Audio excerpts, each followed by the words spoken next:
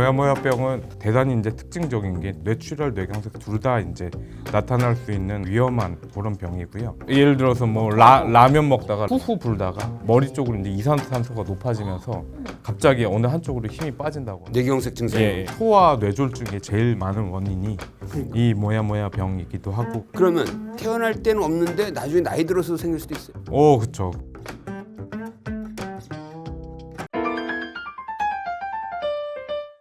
김실중의 이름은 낳는다. 오늘부터는 경희대병원과 함께하는 건강 프로젝트를 시작합니다. 뇌혈관 질환하면 어떤 게 떠오르시죠? 흔히 뇌출혈, 뇌경색을 알고 계실 텐데요. 오늘은 뇌혈관에 나타날 수 있는 희귀질환, 이 모야모야 병에 대해서 알아보도록 하겠습니다. 네, 유지욱 경희대병원 신경외과 교수님과 함께하겠습니다. 네, 안녕하세요. 경희대병원 신경외과에서 이제 조교수로 일하고 있고요. 신경외과 중에서도 뇌혈관 분야에서 수술, 시술 등을 이제 맡고 있는 그런 역할들을 하고 있습니다. 진짜 이게 어떤 병인지 먼저 설명을 해야죠. 처음 들어봐요. 모야모야병은 크게 보자면 희귀 뇌질환 병이고 그 중에서도 뇌질환 중에서도 이제 뇌혈관병. 뇌혈관병 같은 경우 결국 이제 뇌출혈, 뇌경색을 이제 발현을 하게 되는데 예를 들어서 뇌동맥류 같은 경우에는 보통 이제 뇌출혈을 주로 일으키고 그 혈관이 막히는 병은 뇌경색을 일으키게 되는데 반면에 이 모야모야병은 대단히 이제 특징적인 게 두 가지 증상, 뇌출혈, 뇌경색 둘 다 이제 나타날 수 있는 아주 어떻게 보면 되게 위험한 그런 병이고요. 모야모야는 이제 일본의 의태어 중에 하나고요. 뭐 우리나라 표현으로 치자면 이제 뭉게뭉게를 이제 의미하는 아지랑이 올라가듯이. 예, 이 병 자체가 이제 두 가지 크게 특징이 있는데 내경동맥이라고 이제 머리 혈관으로 올라가는 큰 혈관이 좁아지는 게 첫 번째 특징이고요. 두 번째는 이제 그 좁아지는 거에 보상적으로 아주 작은 혈관들이 많이 이렇게 측부혈관들을 만들면서 자라나게 되는데 옆에 새끼를 막 만들어서 맞습니다. 그 새끼를 만든 모양이 약간 아지랑이 올라가는 네네. 것처럼 뭉게뭉게. 보인다 해서 일본 말이구나 이게. 네, 모야모야. 맞습니다. 예.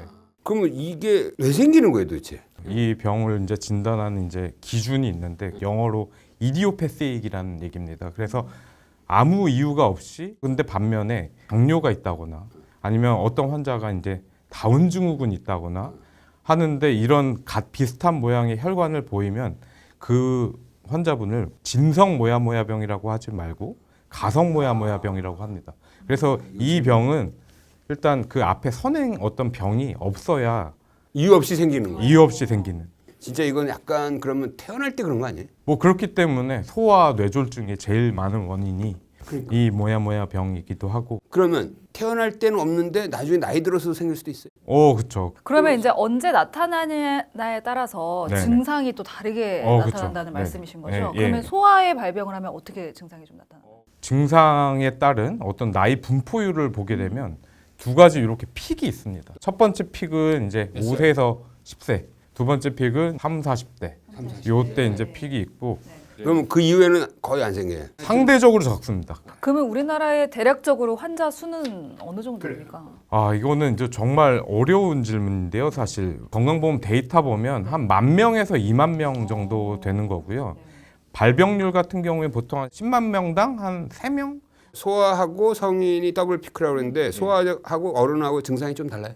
많이 다릅니다. 이제 소아 같은 경우에서는 98% 정도에서 뇌출혈보다는 뇌경색이 훨씬 더 우세합니다. 소아에서? 예를 들어서 뭐 라면 먹다가 라면 자체가 뜨거우니까 후후 불다가 머리 쪽으로 이제 이산화탄소가 높아지면서 갑자기 어느 한쪽으로 힘이 빠진다거나. 뇌경색 증상.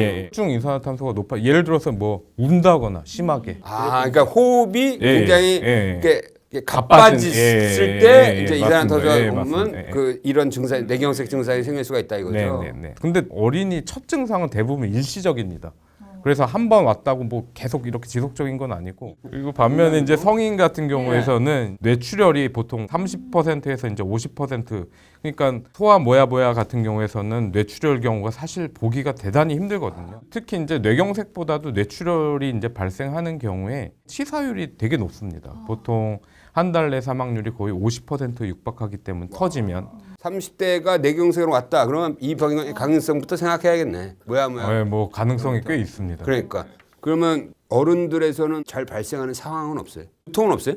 이게 사실 이제 두통이라는 게 너무 대단히 이제 비특이적인 증상이지 않습니까? 근데 이제 모야모야병 있으신 분들이 또 두통이 많은 것도 또 사실이긴 하거든요. 근데 이제 두통이라고 해서 이 모야모야병을 의심해야 된다 이러기는 조금 힘들고 모야모야가 생기는 사람의 약간 특징은 없어요. RNF213이라고 감수성 유전자라고 하고요. 감수성 유전자라고 하는 거는 이제 이런 병에 잘 보인다, 많이 이제 검출이 된다지 원인 유전자는 아닌 그런 정도. 가족력이 있어요 또? 가족력은 꽤 있습니다. 이 병 같은 경우에는 보통 10% 정도. 예를 들어서 한 3대에 걸쳐서 한 10명이 있다고 치면 그 중에 1명 정도는 유전이 된다라는 의미거든요. 아니, 최근에 이제 모야모야병의 위험 인자에 대해서 연구를 하셨다고 들었어요. 모야모야의 위험 인자라기보다는 네. 뇌출혈에 대한 모야모야 이제 뇌출혈에 대한 특히 이제 뇌출혈 같은 경우에서는 치사율 자체가 너무 높기 때문에 미리 좀 뇌출혈이 높은 사람들을 알고 싶다. 그렇기 때문에 이제 제가 연구를 했고요. 결과적으로 쉽게 생각하면 정밀 혈관 MRI라고 해. 그 MRI를 찍어서 굵은 모야모야 혈관이 잘 터진다. 쉽게 한 문장으로 얘기하자면 그렇게 됩니다. 그러면은 이 사람은 터질 위험이 굉장히 높겠구나라고 미리 예측을 할 수가 있네요. 근데 예측을 해서 뭔가를 막아 줘야 이게 빨리 예측을 하는 의미가 있는 거잖아요. 예, 맞습니다. 출혈의 어떤 위험 요인이 많은 환자들은 결국 수술을 할 수 있고 겉에 있는 두피혈관을 떼서 머리 안쪽에 이렇게 심어주는 어떻게 보면 자가이식 같은 그런 수술인. 우회로를 만들어. 예, 그렇죠. 근데 아까 그 밖에 있는 혈관을 떼서 안에다 심다는데 밖에 있는 혈관 어디 있어요? 누구나 이제 만져질 텐데 이제 귀 앞에 보면 측천두 동맥이라고 그래서 그 혈관을 이제 하나 떼서 뭐 2개 뗄 수도 있고. 그 우회로를 2개 만들어야 하나만 그거는 이제 상황 봐서. 상황 봐서 하는데 제 경우 같은 경우에선 보통 80% 이상에서 하나만 띄는 것 같습니다. 결국 이제 이 수술을 통해서 이제 2가지 효과를 얻는 거고 메커니즘적으로 이제 설명을 해보자면 그 뇌의 이제 표면에 혈류를 공급을 해서 혈류량 자체는 이제 풍부하게 만들고 그러면 이제 그 안에 있는 모야모야 혈관들이 사라지기 시작합니다. 그래서 장기적으로 이 수술을 통해서 뇌경색하고 뇌출혈을 예방할 수 있는. 약물로 치료할 수 있는 방법은 없나요? 뇌경색 뇌출혈 모야모야 이 2가지에 따라서 이제 어떤 치료 가이드라인이 조금 달라지는데요. 약물 치료를 하긴 하는데 예를 들어서 이제 아스피린이라든지 플라탈이라든지 이런 항혈전제를 쓰게 되는데 뇌출혈 같은 경우는 그런 약이 사실 금기 사항입니다. 뇌출혈이 있으면. 그렇지. 오히려 뇌출을 일으킬 수 있는. 그래서 이제 출혈성 모야모야 같은 경우에서는 약물 치료를 솔직히 할 수 있는 게 없고 혈압약이나 뭐 고지혈증에 좀 등에 좀 제한이 있는 반면에 뇌경색 같은 경우는 어떤 정도에 따라서는 그런 약물 치료만 지속적으로 가는 경우들도 있긴 있고 증상 유무에 따라 조금씩 다를 것 같습니다. 그런 거. 그러니까 약간 정도가 심한 환자한테는 다 우회수를 해줘야 되는 거 아니냐 이거죠. 그렇죠. 결국 이제 치료를 어떤 식으로 갈 거냐 이제 그냥 지켜볼 것인가 아니면 약물 치료만 할 것인가 아니면 수술까지 할 것인가 이제 결정하는 건 결국 증상에 따라 제일 많이 결정을 하는 것 같고 다만 10년 전부터는 예전에 이제 뇌출혈이 있다고 이 바이패스라는 수술을 하진 않았는데 요즘에는 출혈일 때 꼭 바이패스를 하는 게 필요하다는 이 어떤 증거들이 많이 있어서 가능한 한 적극적으로 이제 치료하는 편이고 다만 최근에 어떤 이제 무증상 모야가 이제 앞으로 어떤 뇌졸중, 뇌경색, 뇌출혈 이런 게 잘 생기는 연구들이 되고 있어서 수술이 잘 되면은 그런 출혈이나 뇌경색이 안 생기고 평생을 살 수 있지 않을까? 그러니까 완치라는 개념이 정말 어려운 개념이고 제 생각에는 뇌경동맥이 좁아진 게 저절로 이게 다 펴지게 만들고 이게 이제 완치라고 생각을 하는데 그거는 조금 힘들고 제가 이제 의사인 입장에서 예를 들어서 이제 20살, 30살인 환자분들이 왔을 때 이제 5, 60년을 더 사셔야 되는 거죠. 이제 그 기간 동안 이제 뇌경색이든 뇌출혈 없게 최대한 이제 도와드리는 게 이제 저의 역할이라고 생각하고 일반적으로 봤을 때 어떤 증상이 있는 모야모야병 환자한테 연간 7%의 발생 가능성이 있다고 합니다. 굉장히 높다. 되게 높습니다. 왜냐하면 이제 5년만 지켜봐도 러프하게 계산해도 30% 넘는 거니까 되게 높은 거고 수술을 한 경우에서는 1%까지 이제 줄일 수 있기 때문에 이런 게 이제 환자분들한테 도움이 되지 않을까. 그럼 수술을 잘 마친 후에 환자가 좀 주의해야 될 점도 있을까요? 보통 뇌든 이제 심장이든 수술할 때 합병증 발생 가능성이 5% 정도 미만일 때 보통 안전하다고 평가를 하는데 이 수술 같은 경우에선 보통 한 2% 정도라서 제 생각에는 매우 안전한 수술이라고 볼 수 있고 그 2% 안에는 뭐 뇌출혈도 발생할 수 있고 뭐 뇌경색도 발생할 수 있고 심각한 합병증 발생 가능성이 낮기는 하지만 있긴 있습니다. 네. 근데 반면에 특징적인 게 있는데 그걸 이제 과관류 증후군이라고 하는데 그러니까 수술하고 보통 이제 3일에서 한 7일 정도에 수술한 쪽 반대편으로 팔다리가 좀 마비가 된다거나 말이 좀 어눌하게 나온다거나 그런 증상이 있을 수는 있는데요. 한마디로 이제 적응하는 기간이 좀 필요한 건데요. 수술도 마찬가지로 이제 굶주린 이 뇌에 이제 아주 풍부한 혈류를 이제 공급을 하면 그런 증상들이 나타날 수는 있지만 뇌경색이나 뇌출혈이 만약에 아니라면 이런 합병증 같은 경우에서는 저절로 호전되기 때문에 네.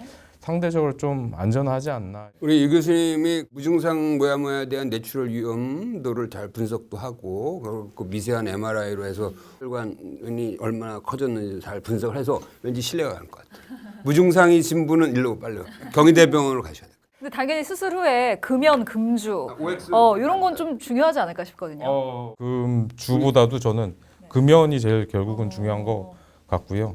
담배라는 게 결국에는 혈관 수축 작용을 갖고 있기 때문에 안 그래도 이제 좁은 혈관에 담배를 피움으로써 조금 더 혈관이 좁아지지 않을까. 모야모야병의 이 치료법에 대해서 좀 알아봤는데 아무래도 생소한 질환이다 보니까 많은 분들께서 궁금한 점이 있으실 것 같거든요. 그래서 준비했습니다. OX 퀴즈를 한번 첫 번째 질문 드리겠습니다.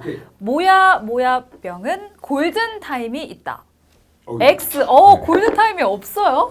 근데 물론 당연히 가능한 빨리 치료받는 건 중요하죠. 근데 혈관 폐색이 돼서 발생하는 급성 뇌경색처럼 8시간, 6시간 안에 이제 빨리 이제 어떤 시술에 들어가야 되고 그런 병은 잘 없습니다. 네, 두 번째 질문 드리겠습니다. 모야모야병을 진단받을 때 뇌 MRI로만 알 수 있다. X. 물론 이제 과거에는 뇌혈관 조영술로만 이제 진단이 가능했는데 최근에는 어떤 뇌혈관 MRI라도 진단이 가능한 상태는 맞습니다. 하지만 결과적으로 이제 치료를 해야 되기 때문에 뇌혈류가 부족한 부분이 분명히 있겠네. 예, 맞습니다. 그런 걸 다 찾아내야겠네요. 어디가 이제 혈류가 특별히 부족하고 오른쪽 양쪽 다 있는지 이런 것도 중요하고 그러니까. 아니 이제 심한 것도 이제 정도가 있거든요. 정도가 심한지 안 심한지에 따라서 또 그거에 따라서 아까 말한 예방적 수술을 할 수도 있고 안 할 수도 있고. 다음 질문 드리겠습니다. 증상이 없더라도 수술이 필요하다.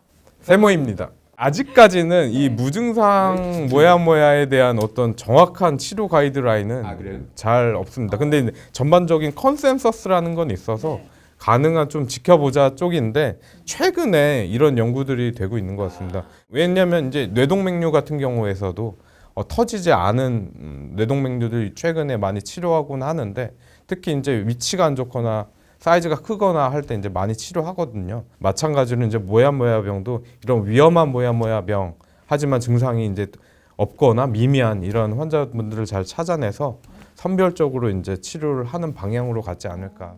마지막 질문 드리겠습니다. 평소 고혈압이나 당뇨병에 있는 사람이라면 모야모야병에 더 취약하다. 이것도 아니, 최근에 고혈압 같은 경우에는 이제 뇌출혈이랑 연관이 있다는 연구들이 몇 개는 있는데 제 환자분들 이제 분석해 본 결과 일반적인 이제 환자군에서는 보통 당뇨가 그래도 한 30% 정도 나오는데 제 이 모야모야 환자분들 중에서는 한 5% 정도밖에 안 나오는 게 특징적입니다. 그분들에 비해서 뭔가 고혈압이든 당뇨가 더 심한 것 같지는 확실히 않은 것 같습니다. 예방법이라는 게 있을까요?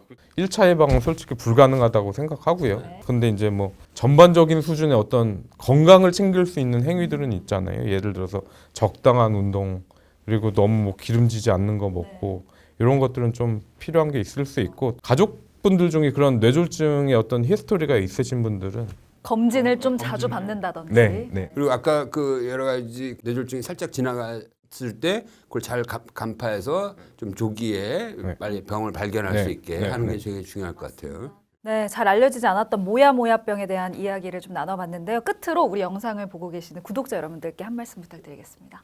만약에 이제 증상이 이게 발견되면 되게 당황하셨을 텐데요. 근데 최근에 제가 느끼는 거는 적절한 치료를 제때 이제 잘 받으면 남은 여생 동안 특별히 뭐 뇌경색, 뇌출혈이 뭐 없다고는 말씀 못 드리겠지만 낮은 상태로 충분히 관리하면서 지낼 수 있으니까 그런 점에 너무 겁먹지 않는 게 중요한 것 같고요. 어떤 의심되는 그런 소견을 만약에 받았다면 또 가능한 빨리 좀 검사해서 자세한 상태를 보는 게 제일 필요한 게 아닐까 싶습니다. 나는 오늘 모야모야병 얘기를 나누면서 진짜 세상에는 희귀한 병들이 참 많구나. 하지만 그것을 극복하게 하려는 여러 의료진들의 노력은 꾸준히 이어지고 있구나. 그래서 희망을 갖자. 뭐 이런 생각이 좀 들었어요. 네, 영상 보시면서 궁금한 점 있으셨다면 댓글 남겨주시고요. 저희는 또 다음 이 시간에 유용한 건강 정보로 찾아오도록 하겠습니다. 함께해 주신 경희대병원 유지욱 신경외과 교수님 고맙습니다. 네, 고맙습니다. 네.